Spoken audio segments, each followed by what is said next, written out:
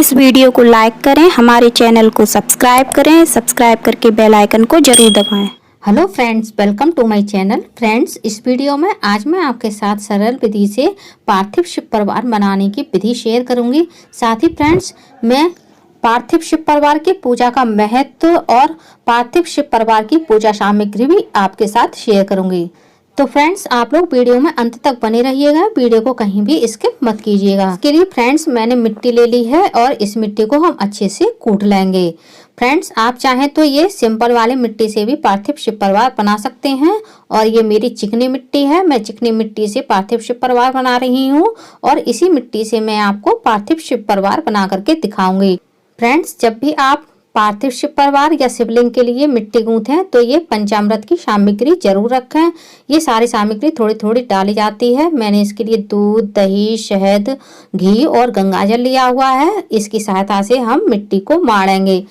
Friends, यदि आपके पास चिकनी मिट्टी नहीं है तो आप साधारण मिट्टी में, सिंपल वाली मिट्टी में मुल्तानी मिट्टी मिलाकर के भी पार्थिव शिव परिवार या पार्थिव शिवलिंग बना सकते हैं।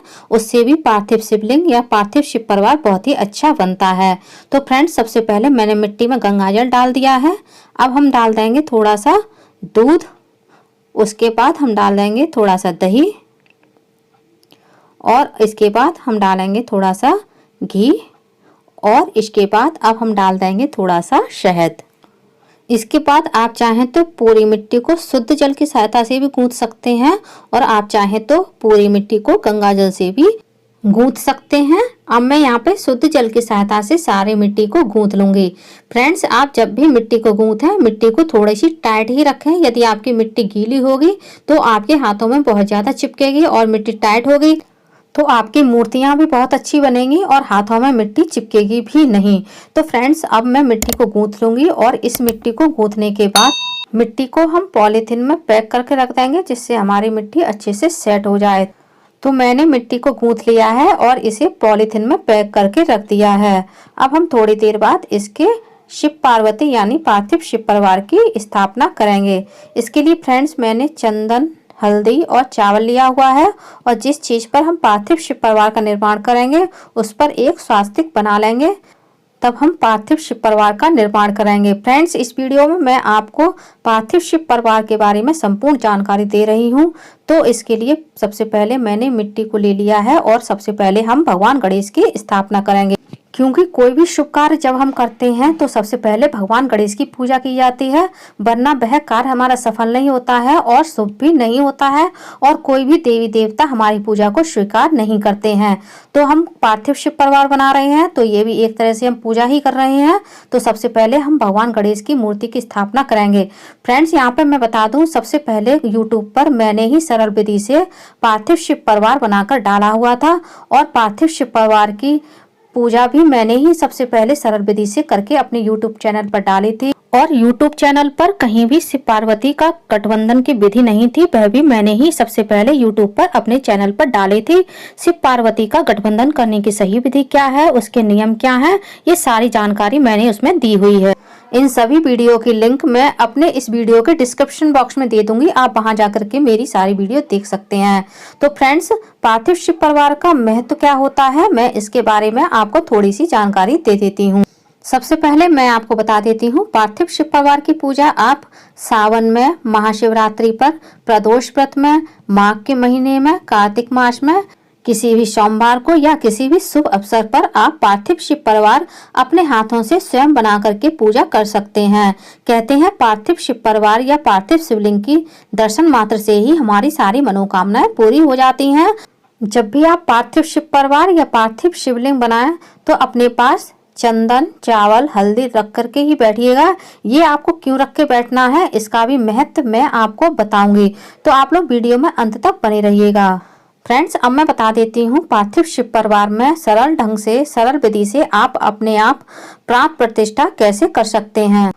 फ्रेंड्स, जब भी आप पार्थिव शिव परिवार बनाएं तो आप जब भी गणेश जी की स्थापना करें तो ओम गौरी शंकराय नमः, ओम गौरी शंकराय नमः या भगवान भोलेनाथ का मंत्र ओम नमः शिवाय का जाप करें। और आप जब भी शिवलिंग की स्थापना करें तो भगवान श्री राम के मंत्र का जाप करें, क्योंकि भगवान श्री राम भगवान भोलेनाथ के गुरु हैं और अपने गुरु का भजन सुन करके भगवान भोलेनाथ शिवलिंग में आकर के विराजमान हो जाते हैं और इस तरह से शिवलिंग में प्राण प्रतिष्ठा हो जाती है। इसी तरह से आप जब भी कार्तिकेय जी का निर्माण करें तो माता गौरी और भगवान भोलेनाथ के मंत्र का जाप करें और नंदी महाराज की जब भी आप स्थापना करें तो भगवान भोलेनाथ के मंत्र ओम नमः शिवाय मंत्र का जाप करें।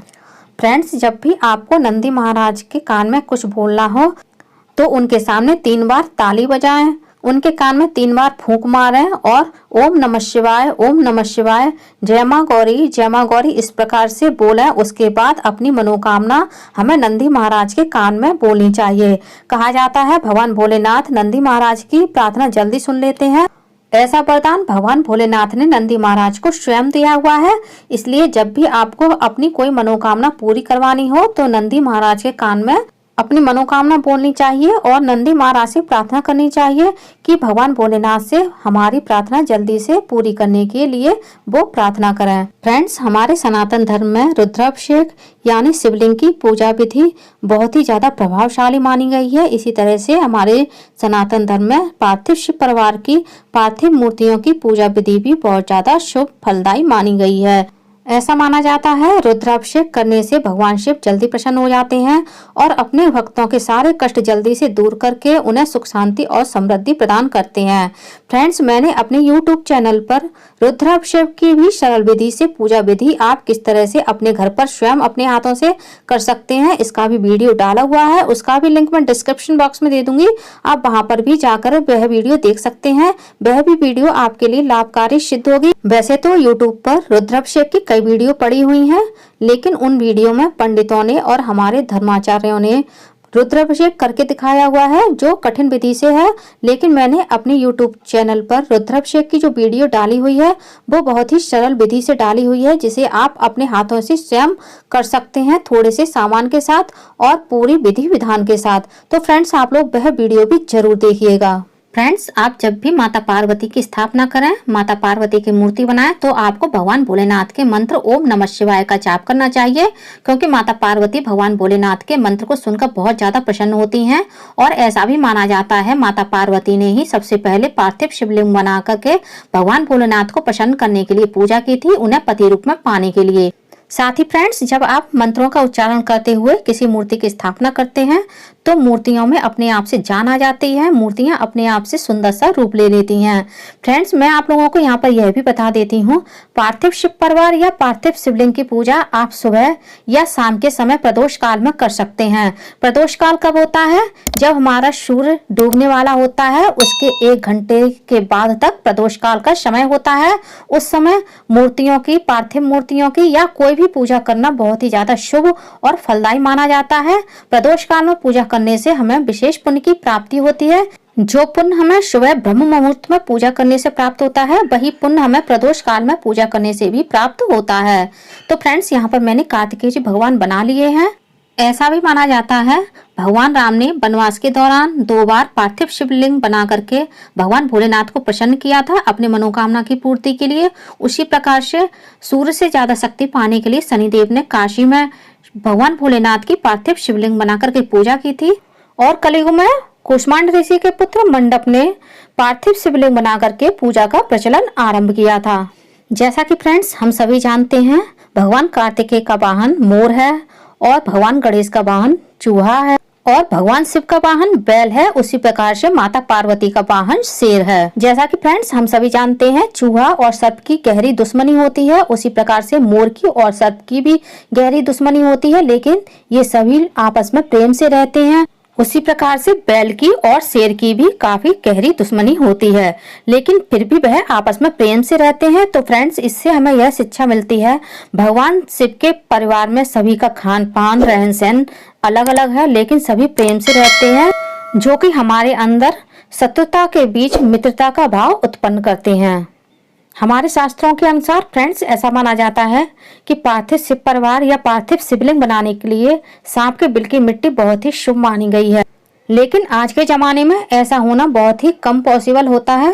तो आप तालाब की चिकनी मिट्टी से या फिर गंगा की मिट्टी से भी यह पार्थिव शिव परिवार या पार्थिव शिवलिंग बना सकते हैं। फ्रेंड्स, कभी भी आप गंगा नदी के किनारे जाएं तो वहां की बालू से वहां पर पार्थिव शिवलिंग बना करके जरूर पूजा कीजिएगा। ऐसा माना जाता है कि इस प्रकार से गंगा नदी के किनारे पार्थिव शिवलिंग बना करके पूजा करने से विशेष पुण्य की प्राप्ति होती है। और इसका उदाहरण हमारे शास्त्रों में भी मिलता है कि कई ऋषि मुनियों ने पार्थिव शिवलिंग बनाकर के गंगा नदी के किनारे पूजा की थी, जहां पर आज भी ज्योतिर्लिंग विद्यमान है। फ्रेंड्स, दूसरी पूजाओं की अपेक्षा पार्थिव शिवलिंग की पूजा का सबसे ज्यादा महत्व इसलिए भी है क्योंकि साधक इसमें खुद शिवलिंग का निर्माण करता है और उसकी पूजा अर्चना भी स्वयं करता है, जिससे वह मोक्ष का अधिकारी हो जाता है।